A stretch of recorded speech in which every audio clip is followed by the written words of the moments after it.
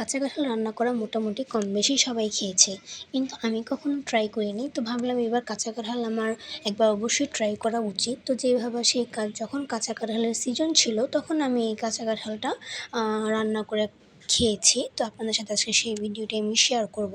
কিন্তু এখন তো অবশ্যই পাকা কাঁঠালের সিজন চলছে, তো এই ভিডিওটা আমার আগের করা। দুঃখজনকভাবে আমি এটার কাজ কমপ্লিট করতে পারিনি, তাই কমপ্লিট করার সাথে সাথে আমি আপনাদের সাথে ভিডিওটি শেয়ার করে নিলাম। প্রথমে হাতে আমি ইচ্ছামতো সরিষার তেল মেখে তারপর কাঁঠালটা কাটবো, কারণ কাঁঠালে এমনিতেই কষ থাকে আর কাঁচা কাঁঠালে অবশ্যই অনেক কষ থাকে। তো এটা আমি ইচ্ছামতো অনেক তেল মেখে তারপর আমি চেষ্টা করছিলাম বটি দিয়ে কাটার, কিন্তু আফসোস আমি কাটতে পারছিলাম না।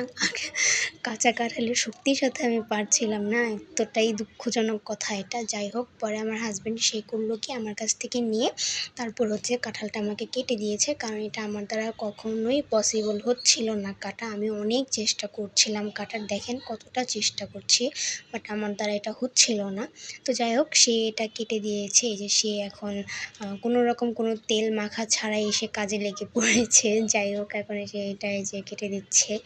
তো কেটে দেওয়ার পর এটা প্রথমে মাঝখানে ভাগ করে নিল, তারপরে এটা আরও মানে একটা কাঁঠালকে সে 4 ভাগে ভাগ করে নিল। তারপরে এটাকে ছিলবে এবং টুকরো করবে।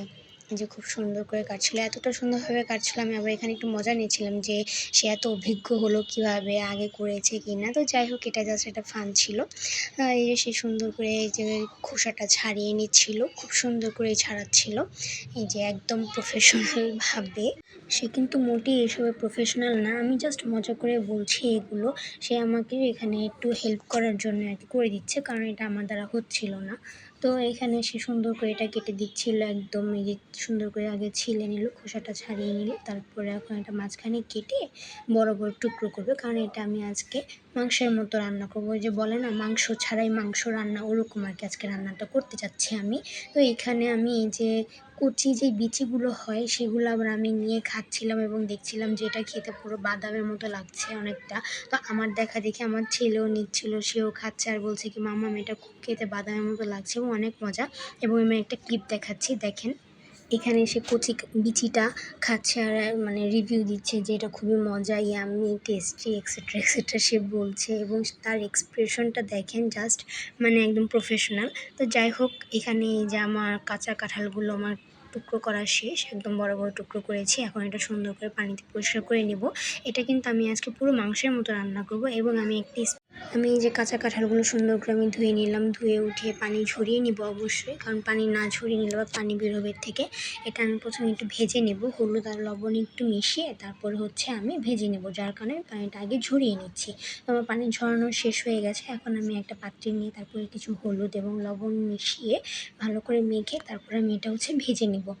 তো ভাজতে আমি খুব বেশি তেল ব্যবহার করব না, এবং আমি আজকে রান্নাটা সম্পূর্ণ সরিষার তেলে করব।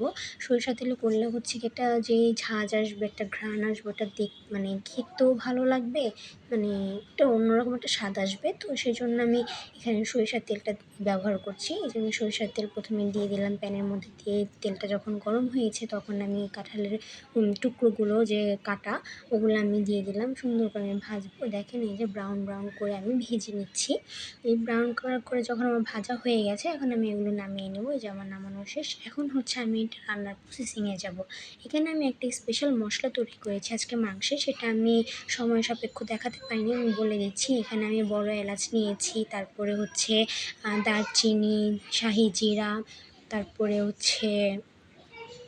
গোলমরিচ, জয়ফল, জয়িত্রী, এগুলো দিয়ে আমি একটা স্পেশাল একটা মশলা তৈরি করে নিয়েছি। এবং এখানে আমি রান্নার শুরুতে 2টো এলাচ, 2টো দারচিনি এবং তেজপাতা তেলের মধ্যে দিয়ে তারপর পেঁয়াজ ভেজে নিচ্ছি। পেঁয়াজ যখন আমার ব্রাউন কালার হয়ে এসছে তখন আমি আদা রসুন বাটা দিয়ে দিলাম, তারপরে সামান্য একটু জিরা বাটা দিয়ে দিলাম আমি এখানে, তারপরে লবণ দিয়ে ভালো মতো আমি আদা রসুন বাটা এবং জিরাটা কষিয়ে সামান্য একটু পানি দিয়ে নিলাম। এখানে আমি গুঁড়া মশলাটা দিব, যার কারণে আমি পানিটা দিয়ে দিলাম।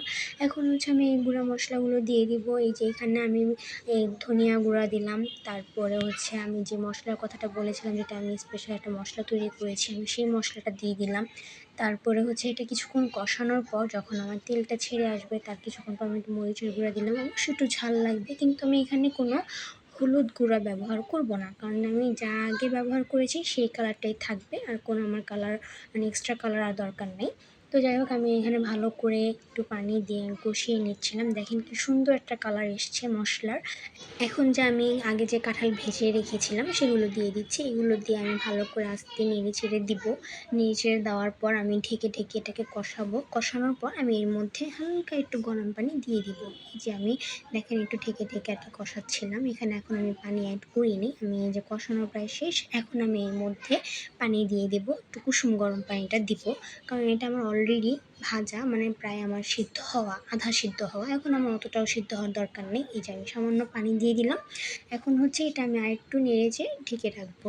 ঢেকে ঢেকে আমি অল্প আঁচে এটা রান্না করব। এই যে দেখেন কি সুন্দর একটা কালার আসছে। আমার ক্যামেরা হয়তো কালারটা ধরতে পারছিল না, কিন্তু এটা দেখতে খুবই সুন্দর লাগছিল। এবং আমি এটা নেড়ে চেড়ে আর কি রান্না করছি যেন ভিতর পর্যন্ত সবটা সিদ্ধ হয়। এবং এটা দেখতে প্রায় মাংস মাংস দেখতে দেখা যাচ্ছিল। তো যাই হোক, এই যে আমার রান্নাটা প্রায় হয়ে আসছিল। এখানে আমি একটা কথা ভুলে গিয়েছিলাম। সেটা হচ্ছে আমি যে স্পেশাল মশলাটা তৈরি করেছিলাম সেটা আমি সম্পূর্ণটা তখন দিইনি। আমি কিছুটা রেখে দিয়েছিলাম যে আমার রান্না যখন প্রায় শেষ হয়ে আসবে তখন আমি কিছুটা দিয়ে নাড়াচাড়া করবো। এতে কিনা আমার মানে তরকারির মধ্যে স্মেলটা খুব ভালো আসবে। এই যে আমি শেষে মানে রান্না যখন আমার প্রায় শেষ হয়ে আসছিল তখন আমি হচ্ছে সেই স্পেশাল মশলাটা দিয়ে দিলাম এবং কিছু ভাজা জিরার গুঁড়া এবং কিছু ব্ল্যাক পেপার আমি দিয়ে দিলাম। দিয়ে একটু নাড়াচাড়া করলাম। এতে কিনা আমার যে আমি মানে তরকারিটা করেছি সেটা থেকে ভালো একটা স্মেল আসবে। এই যে দেখেন এটা দেখতেও প্রায় একটু চিকেন বা মাটন কষার মতো দেখা যাচ্ছে, যে মাংস একটু কষা কষা হয়েছে। এই যে আমার রান্না শেষ। দেখেন কি সুন্দর লাগছে দেখতে। আমি এটা পরিবেশনের জন্য কিছু কাঁচামরিচ উপর দিয়ে দিলাম এবং এটা দেখতেও যেমন সুন্দর হয়েছে, খেতেও আলহামদুলিল্লাহ অনেক ভালো হয়েছে। তো এই ছিল আমার আজকের ভিডিও। সবার ভিডিওটি ভালো লাগলে অবশ্যই লাইক, কমেন্ট এবং শেয়ার করবেন এবং আমার চ্যানেলটি সাবস্ক্রাইব করবেন। সবাই ভালো থাকবেন। আল্লাহ হাফেজ।